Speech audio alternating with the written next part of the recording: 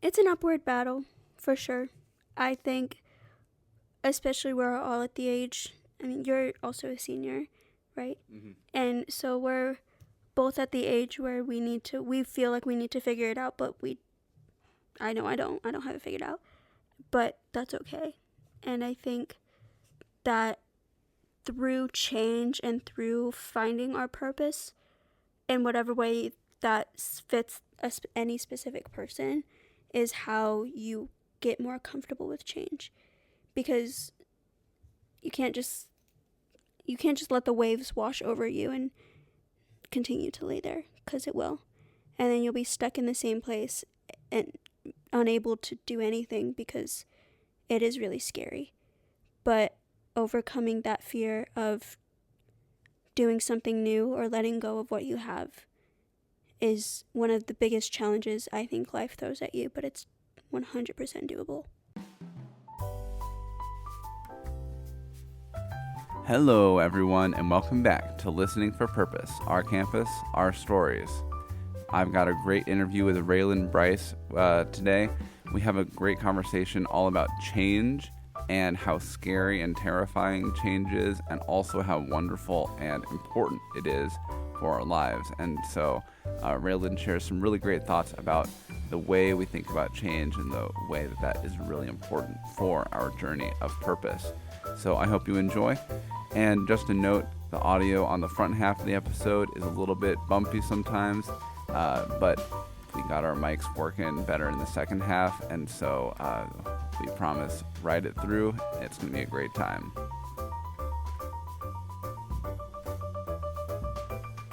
Hello, and welcome to Listening for Purpose, Our Campus, Our Stories. I'm your host, Simeon Klepac, and this season of the show, we're talking to people at Valpo about what inspires them and how they discern their purpose in their lives. Today, my guest is Reahlyn Bryce, a senior psychology major. Welcome to the show. Thank you for having me. So my question for you is, on a perfect day, you wake up, sunshine coming through the window, big things ahead, but you got to get started. Right. What's your ideal breakfast? What are you going for? Here's the thing. I'm not a big breakfast person, but I love bagels. Specifically everything bagels. So I would say an everything bagel with plain cream cheese, kind of like medium toasted, and a vanilla iced coffee. Oh, that's the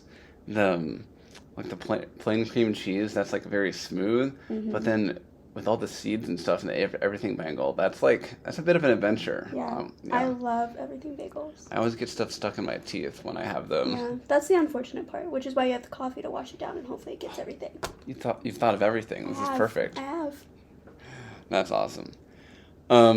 So before we get into the meat of our conversation today, I want to introduce our audience to you a little bit.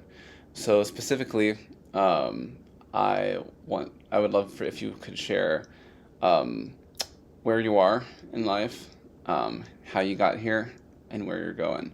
Okay. And you can take that as like career, like physical, mental, spiritual, whatever is important to you, Okay. So where are you? How'd you get here, and where are you going?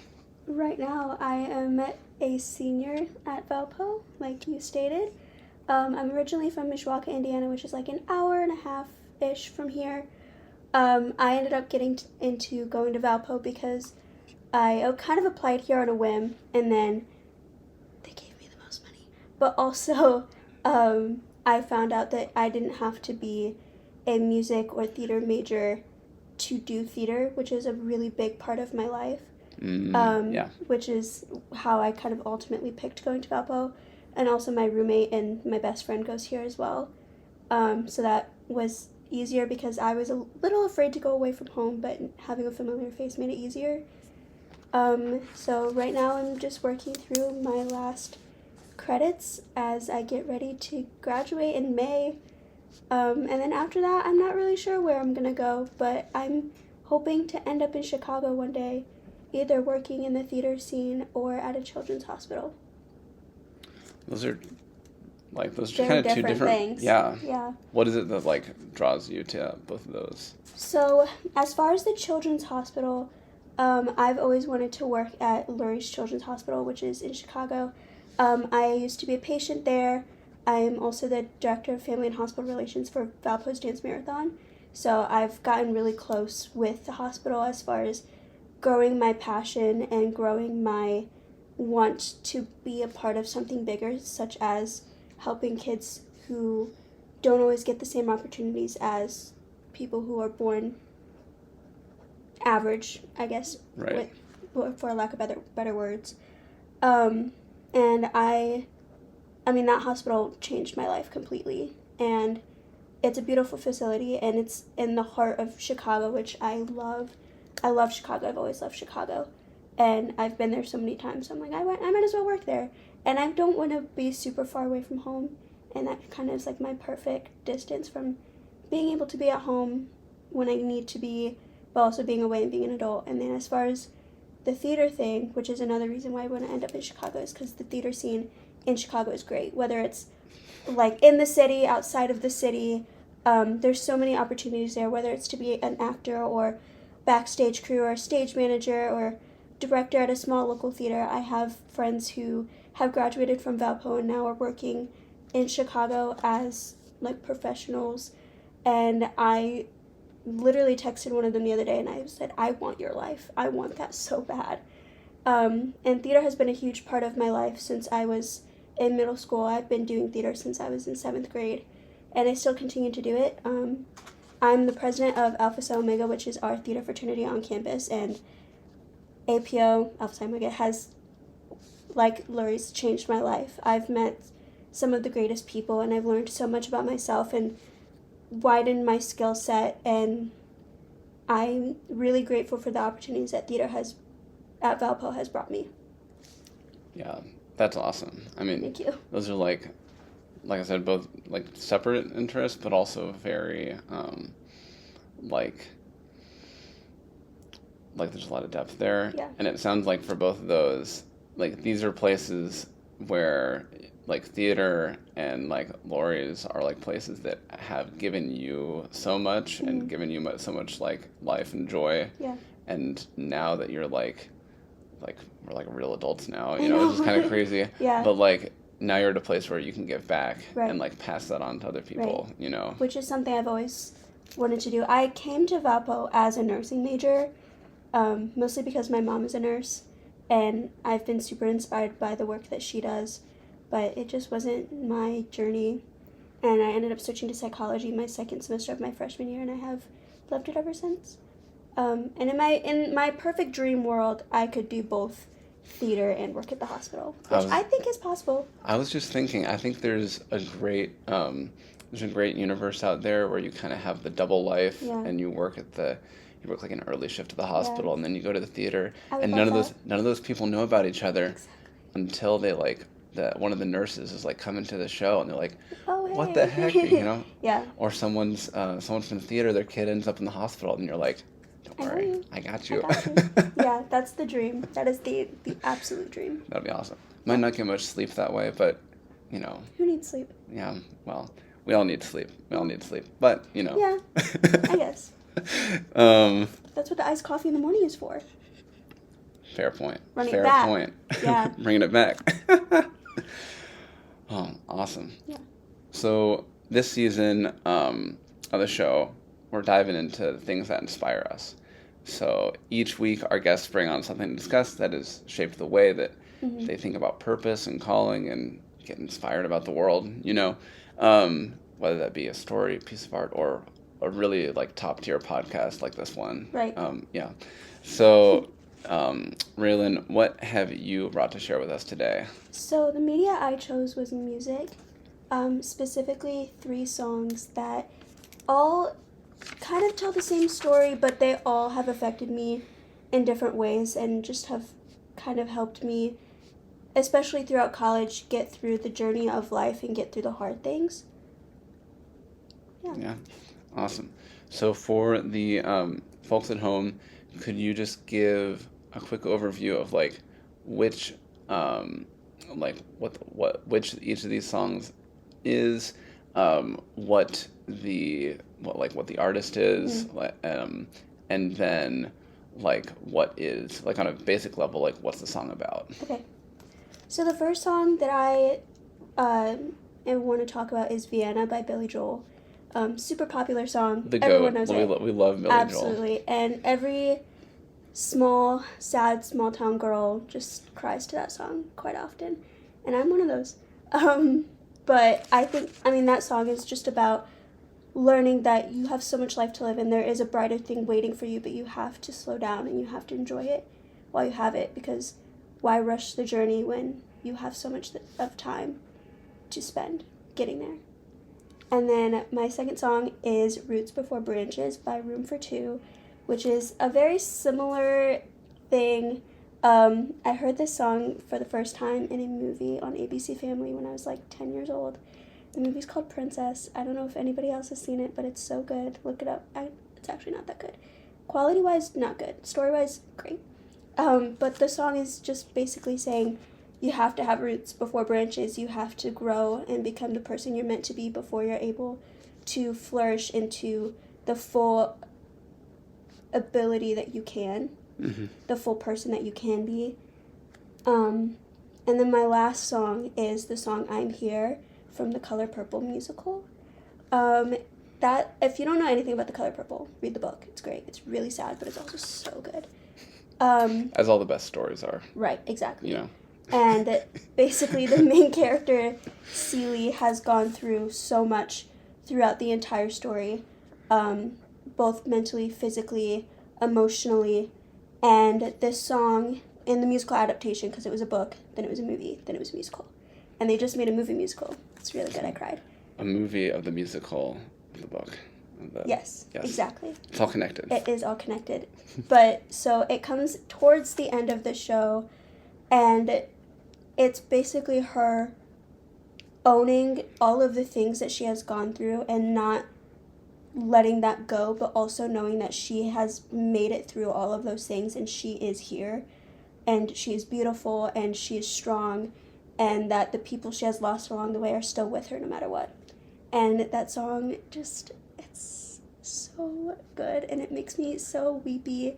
It's so beautiful. That vocal performance is like incredible, insane. I couldn't do it. And like and just even just in terms of like the way the melody floats and stuff, like, oh my gosh. Like, Cynthia Erivo is mother. Go see the Wicked movie when it comes out in November. She's playing Alphaba. But in the emotional delivery in which all of the people who have played Celie, whether it's in the musical or in the movie, or even just like reading her story throughout the book, you can feel it so heavily. So when you get to this moment of her saying, I am here, I made it, I'm okay, it's like, oh my gosh, you did make it, you are okay, and it's so good. Yeah, and I think those songs are really cool choices, because I think they all kind of deal with past, present, and future, but with an emphasis on like grappling with like where you are, right? You know. Yeah. It's quite beautiful. It is, and as you know, as a soon-to-be graduating senior, those emotions are really heavy right now. Of I'm here and I made it so far, but where am I going after this? And realizing that I need to plant my feet first before I worry about all of those things. Yeah, and that's like, in some ways, like planting your feet feels very like countercultural in a lot of ways, because that's something I've thought a lot about. Is like our culture is either very nostalgic. I've been trying to think like, oh, well, how were things back then, or what should I have done differently back then, or we're very very future focused and very anxious and very like, oh, what if this happens? What am I going to do now? What am I going to do then? You know, and so to like kind of step away from both those and be like, wait, can I just like be present and like enjoy this moment and do what I can right here? Like that's kind of radical in some ways. Yeah, I agree completely. It's hard because I think our generation especially is in this weird lingo of I want to just do all of these things and I don't care what comes next and I need to know what comes next and all of this stuff, like my ducks need to be in a row. And unfortunately I'm very type A, and my ducks need to be in a row before I can worry about the next thing. But I also want to do so many things, as I said. So it's hard. It's hard. Yeah. It's really hard. Yeah. Why can't everything just be right? Right. You know? And especially because, I mean, you graduate college and then everybody expects you to have your whole life figured out, but you're, 22, 21 at that point?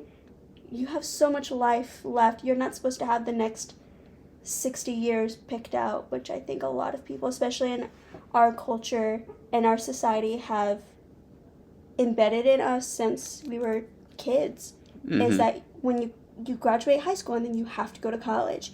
And then once you go to college, you have to get a job right after. And that's just not the reality for so many people. College isn't for everybody. Getting a job right after college is really hard, especially now, because you need all of this experience that you can't get when you're in college. But jobs don't get that. So that's stressful. But yeah, I think these songs I always listen to them when I think I need to take a step back, or if I'm going through a lot, or if I'm really stressed out, just to remind myself that, slow down. You're doing fine. You can't be everything you want to be before your time. Thank you, Billy Joel. Yeah. Shout out, King. For real. Protect him at all costs. Oh, yeah. Yeah. And I totally agree about, that we have these expectations hammered into us. Yeah. And then now, the transitions are hard. Yeah. Going to college is a big transition. But even then, we were doing high school before this. Now we're doing more school. It's a type of transition. But, the transition to, having the full job, I think, feels big because it's the first time we've done this. Exactly. We haven't been around that long. Exactly. Yeah. And the world is constantly changing. Mm-hmm. Always. Not even just in our realm of our world, but in the country, in the whole nation, in the world, in every form of the universe. Things are constantly changing. So it's hard to adapt so quickly when you don't know what's going to happen next. Nobody does. Yeah. When you get, confronted with that change, is there anything that, helps ground you or, keep you, from freaking out? Yeah. Asking for a friend. Oh, yeah. My friends will tell you I am not a fan of change. At all. At all. I have a really hard time with it, especially, I think, since college has started, because like I said, I've met some of the best people that I could have ever met here at Valpo, but most of them have all since graduated. And that's really hard, because then that means that you have to start brand new in August. And so I think the one thing that has really helped center me when I'm going through those periods of change is reminding myself that change has to happen whether you like it or not. And that it is okay to be sad with change, but it's not okay to put your feet in cement and refuse to move on. You have to change as the seasons change. And having the support of my friends and knowing that even if I can't see them every day or can't see my family every day, they still are there for me and I'm still there for them, and our relationships aren't going to change. Yeah. Yeah, and just kind of accepting that the change is inevitable. Right. And it's okay to mourn that, but you have to move on anyway. Yeah. Yeah. Exactly. Yeah. That's awesome. And now that I'm the one that's graduating, I feel bad because I have friends who are staying here because they're not seniors and I don't want to leave them behind, but at the same time, change has to happen, as unfortunate as it is. Yeah. Yeah. It's crazy. It is. Yeah. Senior problems, right? For real. Oh, okay. So, yeah, I mean,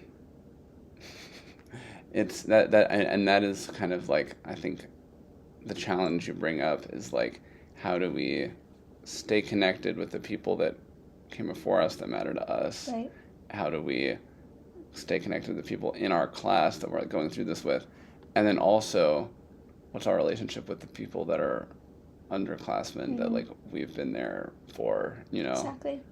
That's a lot to handle all at once. It is a lot, and I've kind of become, not to toot my own horn, but I've become a very prominent leader, especially in the theater department, being that I am president of APO, but I'm also president of the new theater or dance organization, BEST. And just, I've been involved in theater ever since I got here, and so I'm well-versed when it comes to meeting new people and welcoming them in and working with other people, and knowing that in a year from now, that's not going to be my life anymore is really hard. Yeah. It's really hard. Like some of my final quote unquote things for APO are coming up soon, and I'm like, how did I get here? How did this happen? Where did time go? It's really scary. Yeah. Time needs to slow down. I would give so much just to have another 5 hours in my day. Me too. Most of that I would spend sleeping. But maybe I'll sleep in the green room, which is where the APO hangs out, because at least I'll be social. Yeah.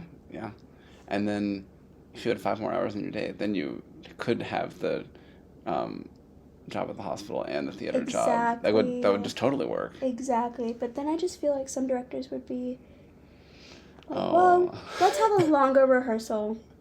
They would. They would. We have so many more hours. Awesome. Yeah. We're going to take a quick break, and then we'll be right back.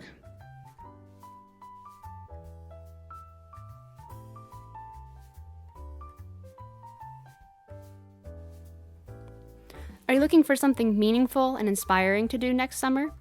The Calling and Purpose in Society CAPS Fellows program is professionally relevant, socially engaged, and rooted in reflection. It's more than just a summer internship. The CAPS program provides students with the opportunity to address some of society's most challenging and complex issues through nonprofit work, both on the local and national level. They engage in environmental conservation, refugee resettlement, education and literacy, the role of the arts and humanities, social services, disaster relief, and human flourishing.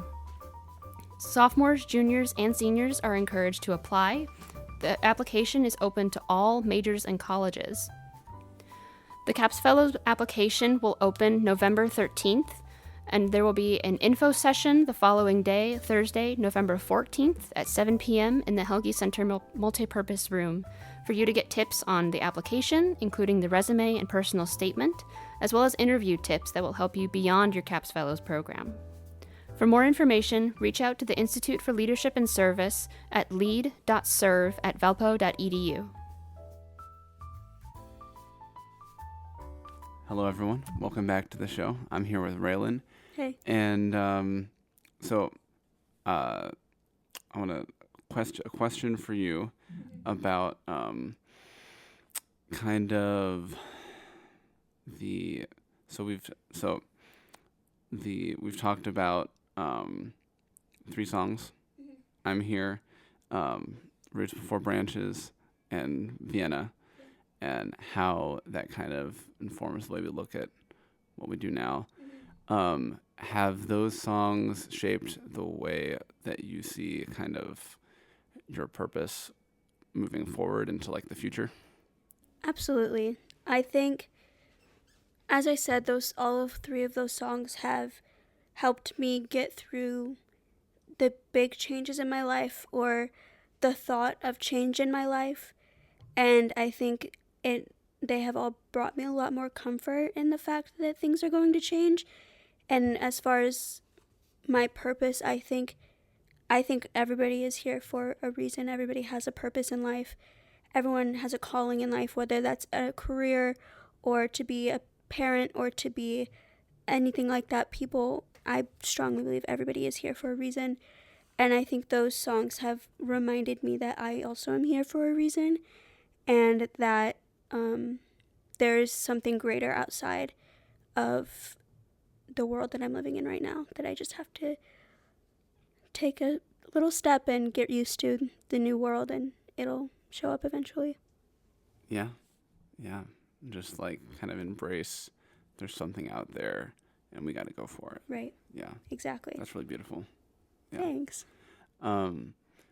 when you were kind of in that process of figuring out like what that looks like for you, were there any challenges that you faced? I would say the biggest challenge is just letting go of the things that I have now. Whether it was graduating from high school and going to college, I was leaving home for the first time. I'm really close with my family, so that was super duper hard, leaving my parents, leaving my sister had by that time moved out, but to go to college, but leaving her and my brother and my pets and everything that I've always known at home to go to this brand new place that I was unfamiliar with was really scary, and most people go through that. So yeah, I think my biggest challenge has just been being at peace with letting go of the things that I have now, because you have to let go of the things you have now to get new things. Yeah, absolutely. And that's like, I mean, because from what we said, it sounds like relationships are super, super important to you. Yeah. And like during those transition times and that change, which we don't like. Not at all. Don't like change. Don't like change at all. Like new job, new place, like that's hard enough. But then having to let go of those people, like your family, your pets, like those are like foundational. You know, like exactly. You spend a lot of time with them. Yeah. Yeah. And just like the school city that I grew up in, I mean, I have an older sister and a younger brother, so everybody knew the Bryce kids, and I knew that I was safe. Not that I ever have felt unsafe here at Valpo, but it was all familiar to me, and all the people and all the places were all familiar, and I knew people, whereas coming to Valpo, I knew my roommate, and that was it. And I did not make friends until my second semester of my freshman year because I was too scared to meet anyone else.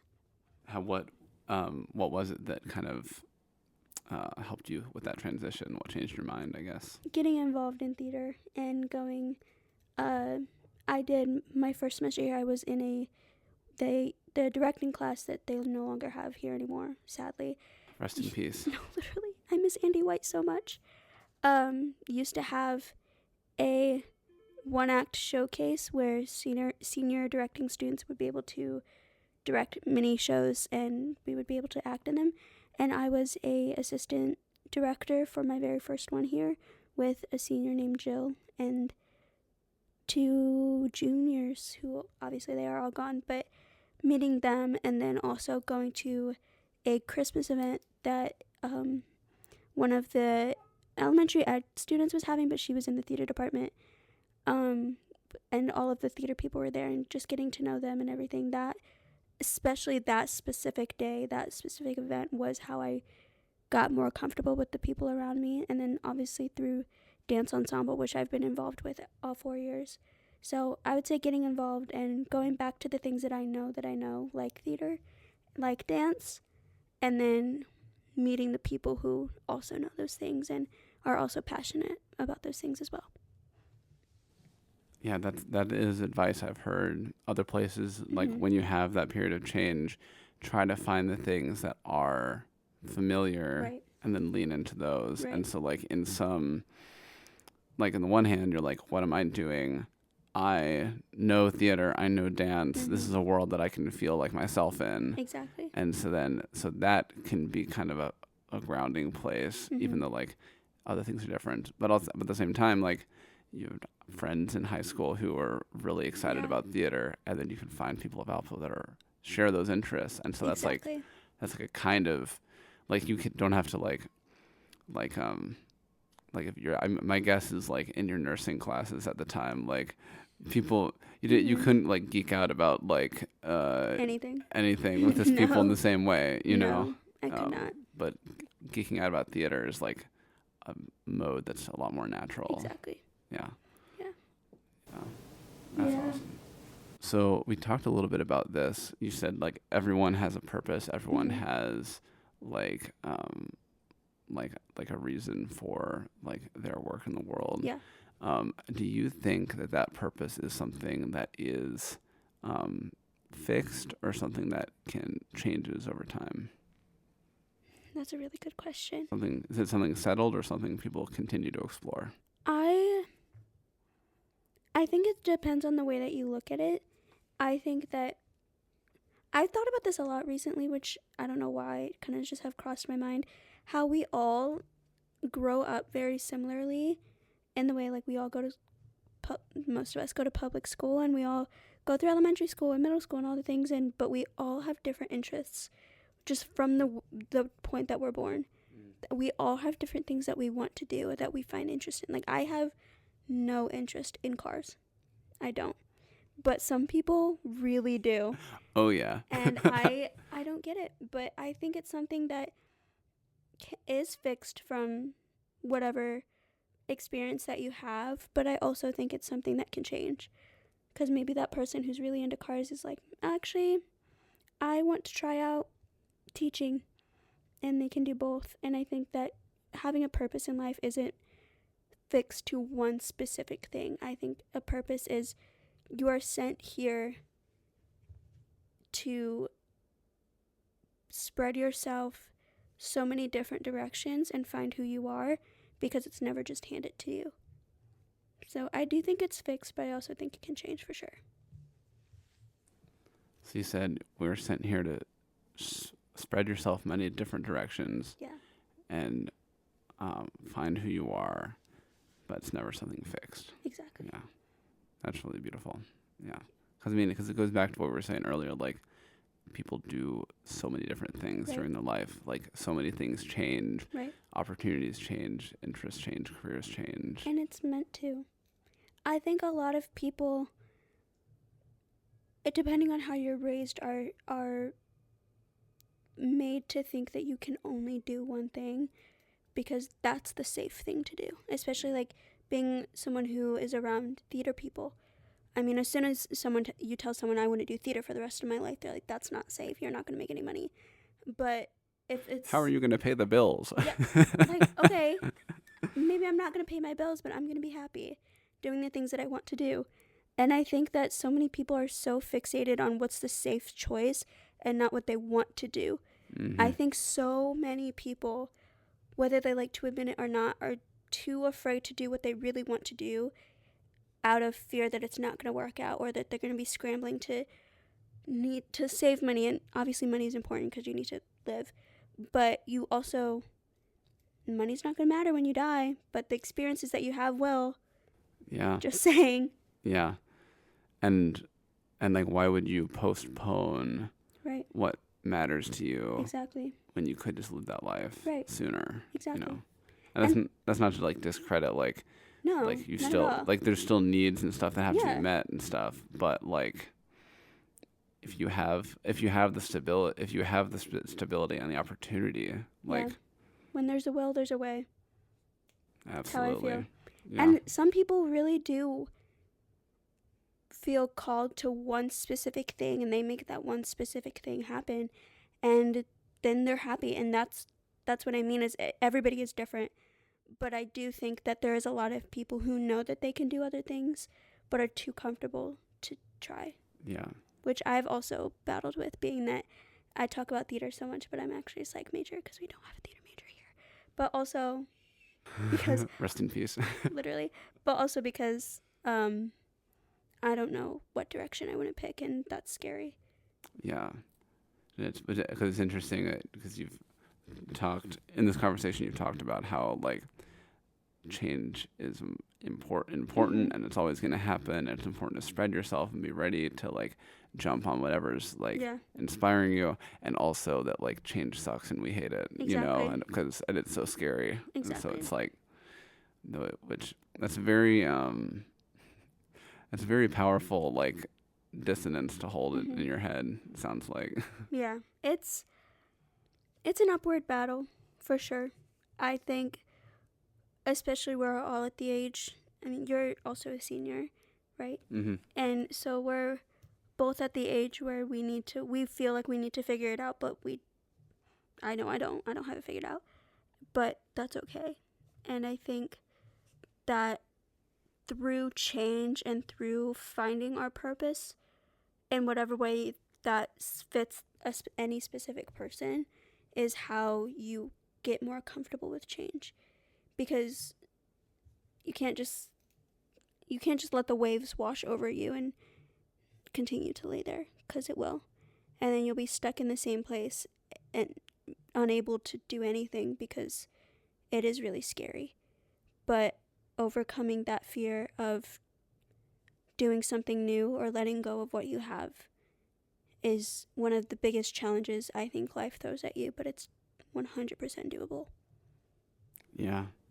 So like the change is just going to keep coming. Exactly. And if you don't know who you are and what your purpose is, that's just going to like consume you. Tumble you like a twig in a river of rapids. Exactly. But like knowing yourself, you can be more solid, and Exactly. you can ride the waves. Right. Yeah.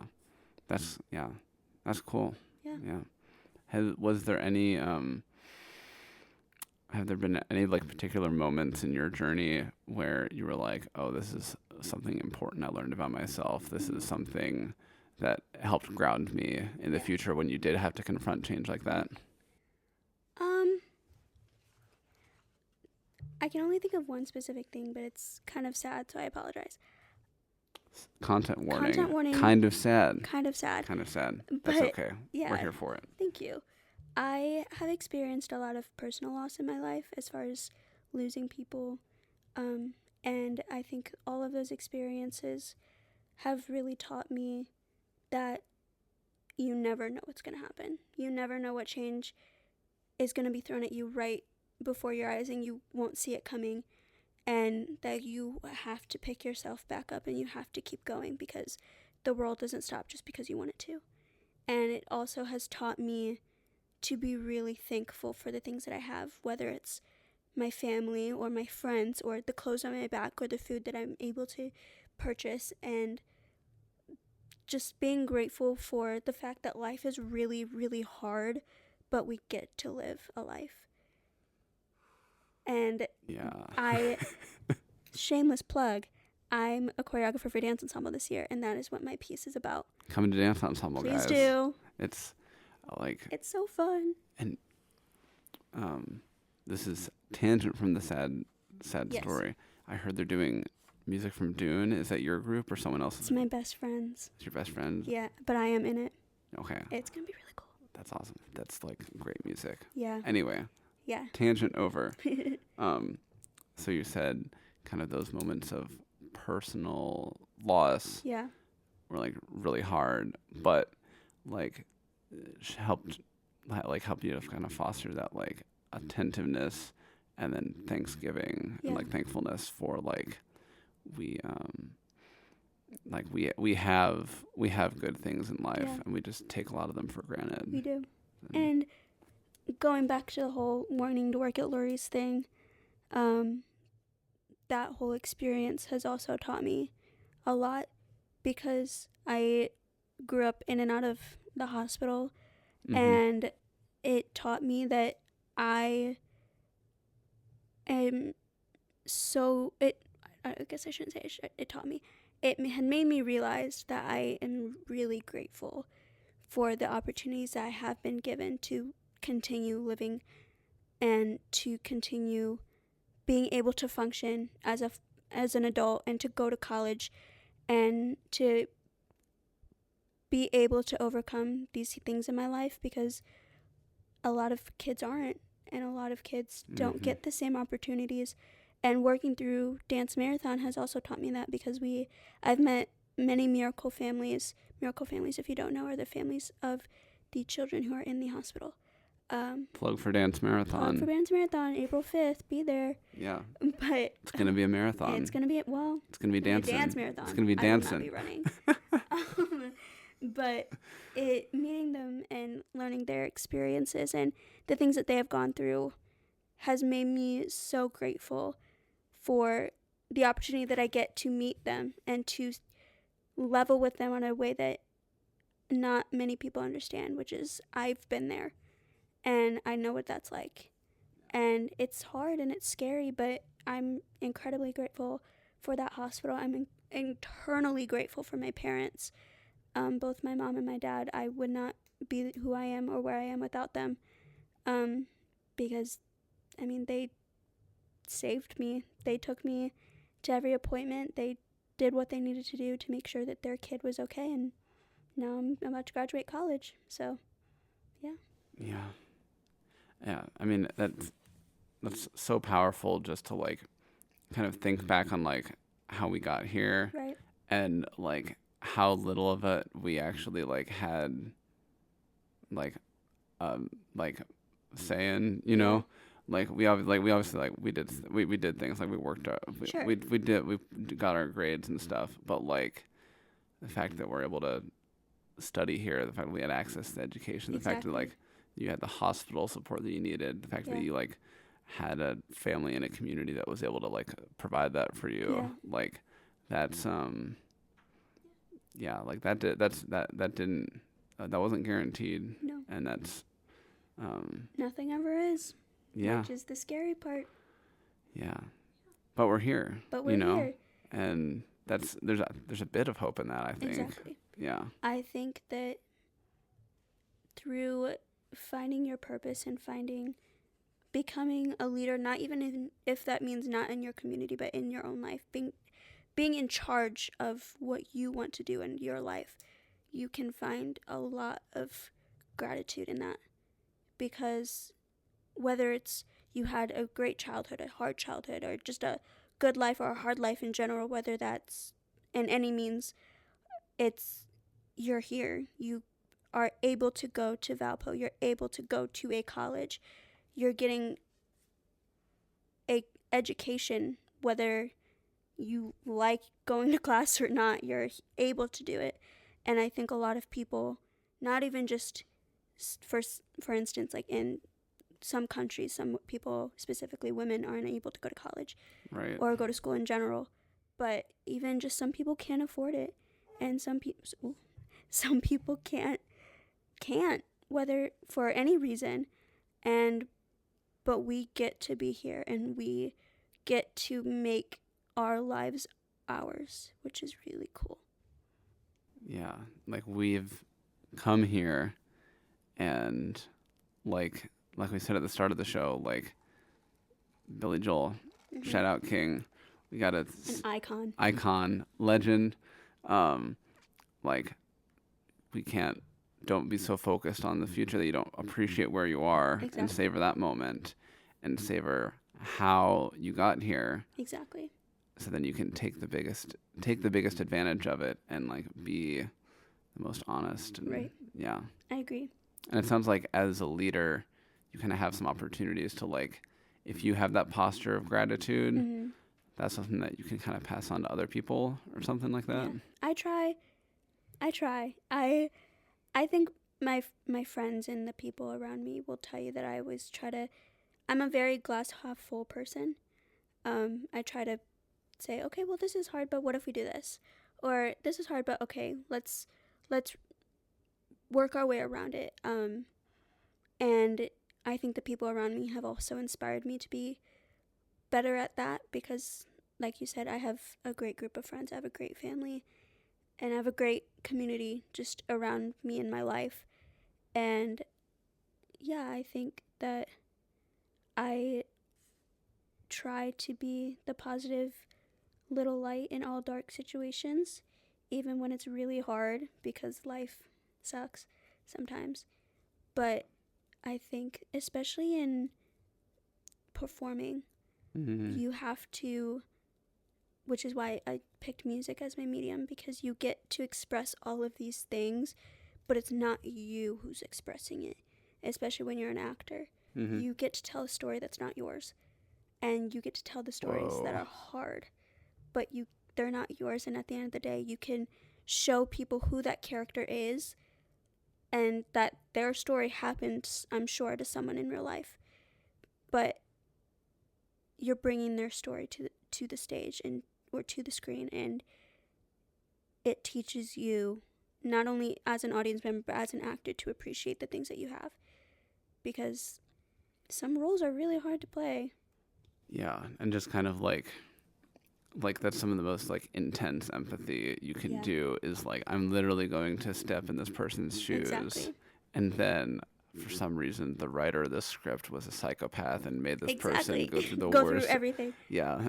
Yeah. Well, which is why the Color Purple song I'm Here is so powerful, because that's one of these, like, I watched the movie musical. I haven't seen the original movie. Don't hate me. I'm sorry.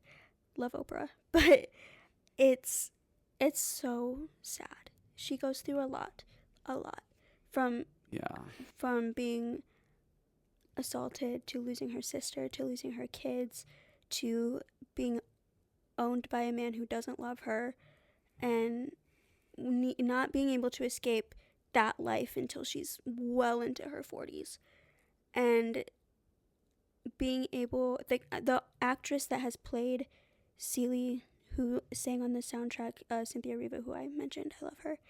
Shout out Cynthia Erivo. For real, I love her. She's amazing. Oh my gosh. But she has said in interviews that playing that role hurt her as a person, because it's so hard.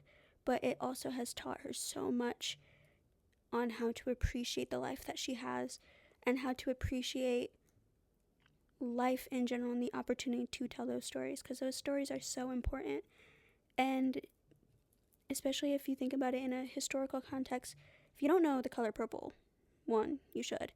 But it's about a black woman in, I don't actually know the time frame, but it's well before our century, who is living in a time where women don't get to say what they feel. Women don't get to say, yes, I'm okay with this, or no, I'm not okay with this.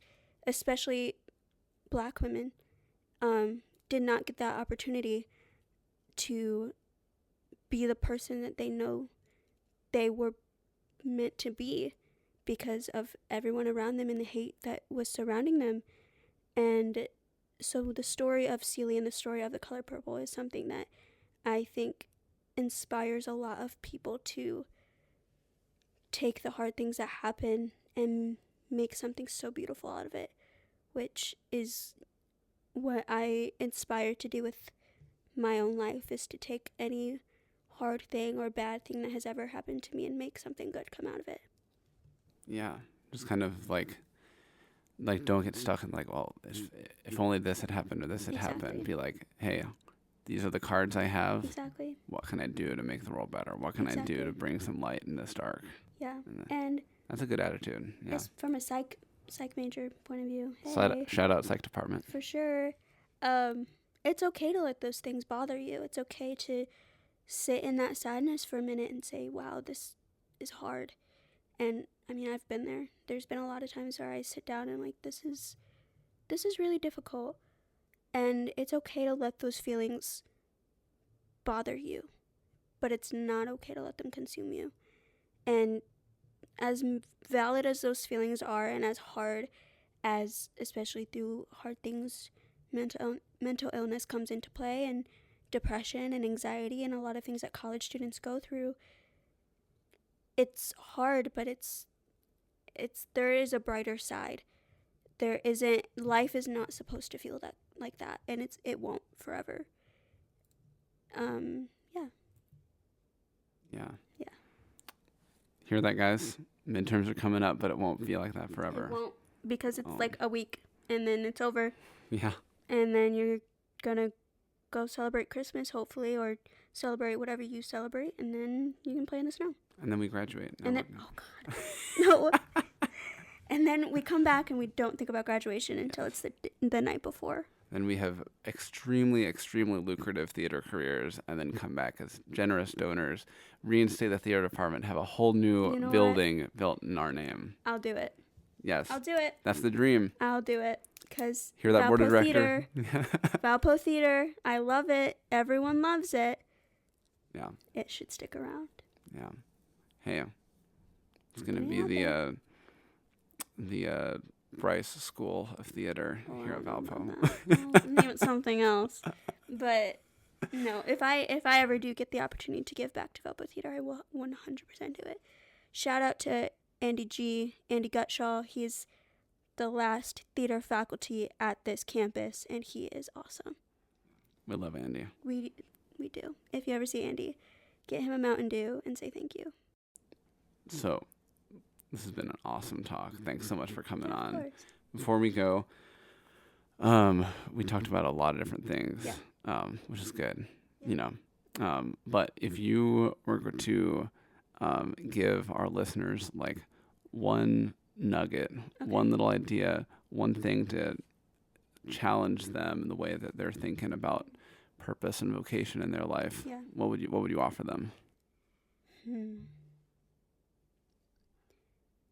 To take every opportunity that comes your way, because you never know what tomorrow is going to bring, and change is scary, but it's possible, and you can do it, and you will get through it, because there is 100% a brighter side waiting for you. There is Vienna.